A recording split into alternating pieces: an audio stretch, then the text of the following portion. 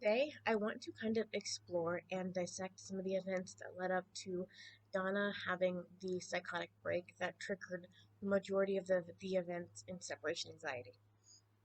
So, the first time we meet Donna is in Lethal Protector, and at the end of issue 4, I want to say? I think it's 4. She is hit with a massive sonic ray.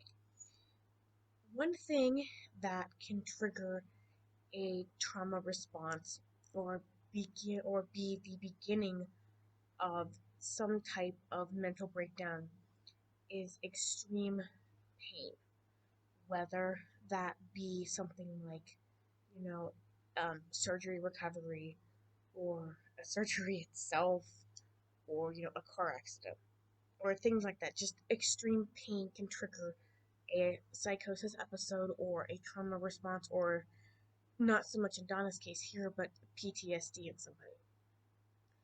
We know from seeing Venom get hit by a sonic blast that that shit fucking hurts. And that it hurts the host, it hurts the symbiote, and it just seems like it would be kind of like being lit on fire, but at the same time being pulled apart at a molecular level. I don't know if I possess the the the vocal capabilities to completely verbalize how horrible I think being hit with a sonic blast, especially one of that magnitude while you're bonded with the symbiote. So we have an incident right from the get-go where Donna is put through an extreme amount of pain and an extreme amount of stress. The next time we see her is in a handful of Spider-Man comics where she is kind of acting as a representative for not just herself, but for all of the other Life Foundation symbiotes as well. And she's trying to find Eddie and ask him for help. Hey, we have these symbiotes. We want help to control them. We don't want to be controlled by them. We want to work together and be better. And this is, I don't know how much time chronologically has passed at this point. Um, I'm not even sure how much time had passed, like, real world wise, but I've always kind of assumed that it wasn't a real long time afterwards, long enough for Donna to recover, get her bearings, and the same thing with the Scream symbiote. While reaching out for help and admitting to Eddie, I need help. I need help with this. I'm struggling. My friends want help. And Eddie basically tells them, no, fuck you. I'm not helping you. As a matter of fact, I'm going to do everything in my power to separate you from your symbiote. So we basically go from one traumatic experience right into another one, where Eddie spends the entire time telling her how awful she is and how, the symbiotes, how the symbiote children, how they're all evil. I think at one point he dumps, like, I want to say it's acid, but it's something that's intended to burn the symbiote off of her. It doesn't work. And she does end up throughout this issue kind of trying to reach out to Spider-Man. And I don't think it's Peter Parker Spider-Man in these issues. I could be wrong, but honestly, I don't remember. There's so many different Spider-Man suits that it's hard for me to keep them completely straight in my head. But Spider-Man basically goes, I don't want nothing to do with this either. I'm not helping you.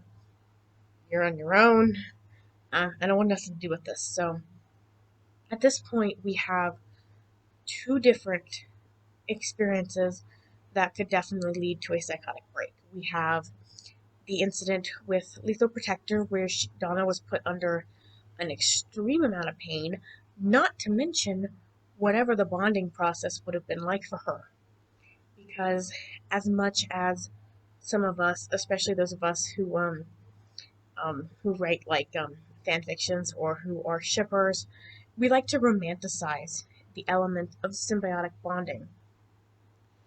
And whether or not bonding with a symbiote is easy and painless and just like, I can't snap very well, but you get the point, and super quick, or whether it's this, huge ordeal that takes a lot out of you mentally and physically and emotionally, like in the Venom movie, I think it kind of just depends on what lore you're reading and what you personally are taking in as canon.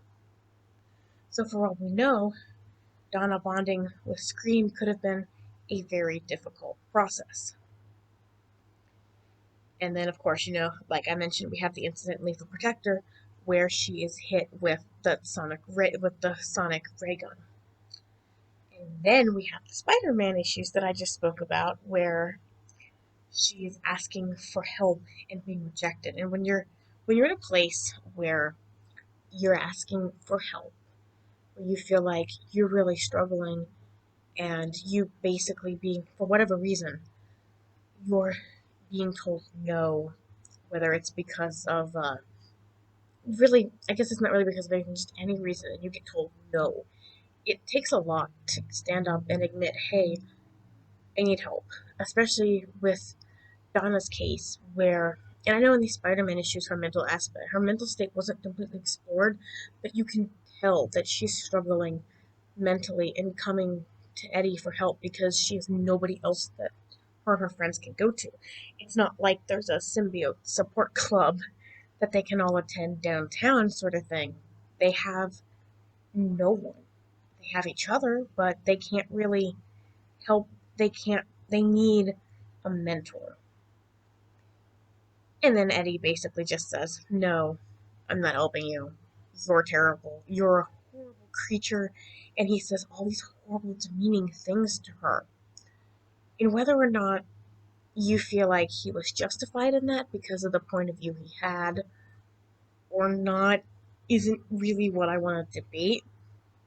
I personally think he was a little bit harsh, just to say the least, but that's just me. And the next time we see her is in separation anxiety. And by separation anxiety, after everything she's been through, looking at what we know, it's not 100% surprising that what happened happened. Especially since it seems like Donna was kind of in a fragile state mentally anyway. And with Eddie telling her, the one person that she felt like maybe she could go to, and then immediately telling her, no, you're terrible. I don't want anything to do with you. You're nothing. We know Donna has actual voices in her head. And when you have those kinds of, when you have something like that, when you're told something like that, whether or not you're hearing actual voices like auditory hallucinations, like with schizophrenia, or whether it's just like an internal dialogue, it's going to loop in your head over and over and over again. And it does affect you. And sometimes you can get to the point where you actually believe that's true. And I think this is what happened to Donna's case. I think that because of everything that she had been through, everything her and Scream had been through, and reaching out and asking for help, being rejected and being attacked again by the one person she thought might be able to slightly help her, I think that's what triggered her to attack everybody in separation anxiety. In separation anxiety, Donna talks about how towards the end of the run, talks about how, and she says all of us are evil for bonding with them. These symbiotes, they want to spawn, they want to multiply. We are evil, they're evil. All of us must die. And this is kind of an echo of what Eddie told her in these Spider-Man comics too. It's also mentioned at the end of separation anxiety. Carlton says to Donna, if you were hearing these voices that were telling you all these things that weren't from your symbiote, you never told us. How did you pass the psych evaluation? And what this tells us is that Donna has always had psychological mental issues. So when you take someone like Donna who has had these issues, and from what we can assume, probably been coping with them fairly well, and put them in traumatic event after traumatic event, it's going to lead to a complete breakdown. And after being told by Eddie, all these horrible things about, her and about the symbiotes and her friends, these voices that were in her head picked up on this and started repeating this over and over. And I think that's what led to her having a psychotic breakdown. There was no support. She couldn't get any kind of help or anything at all. And yeah, this is kind of a difficult topic for me to talk about. Not necessarily because of the subject matter, but just because I don't have any kind of paranoid or psychosis disorder. I don't have schizophrenia. I don't know anybody else who does.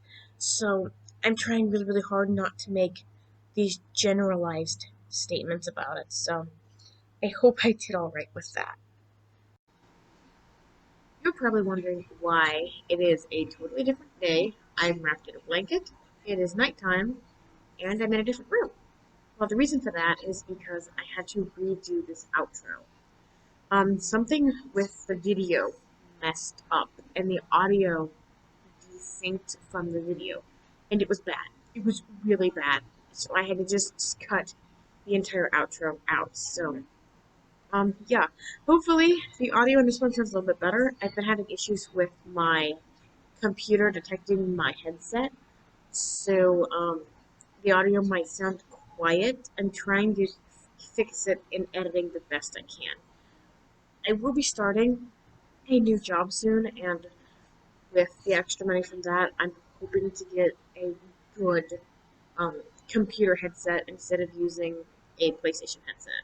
I think that would probably solve a lot of the audio issues that I've had in the past. So, outdoor stuff. And thank you guys for watching. I was kind of nervous about tackling this topic just because I wanted to try and get my thoughts across correctly and get out what I have in my head. I wanted to make sure everything came out right, and I'm pretty happy with it. Let me know what you guys think.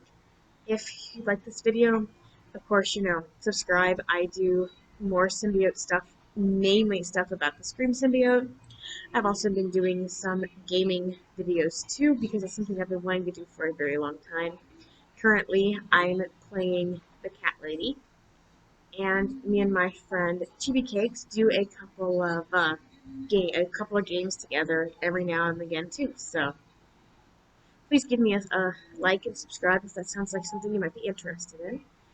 And also, Let's Talk Scream over on Twitter, so you can follow that for more Scream and symbiote and comic and just like general fun nerd stuff. My personal Twitter is Symbiotic Goth, as is my Instagram. So thank you guys so much for watching and sticking around, even though I've been having some camera issues, I've been having some audio issues, I've been having headset issues. It means a lot to still have support from people. So thank you for that, and I hope to see you guys back next time.